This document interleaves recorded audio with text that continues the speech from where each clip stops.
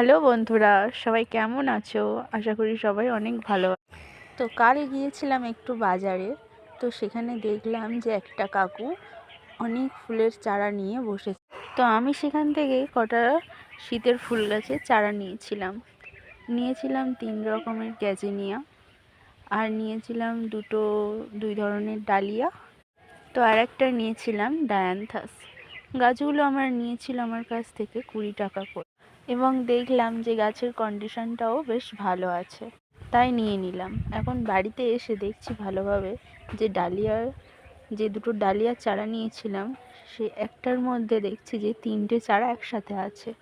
আর যে গ্যাজেনিয়াগুলো নিয়েছিলাম তার মধ্যে একটা চারা বেশ ভালো কন্ডিশন ছিল, আর দুটো চারা একটুখানি হালকা একটু হয়েছে। ও তাতে কিছু হবে না, একটু তাড়াতাড়ি বসিয়ে নিতে হবে এই।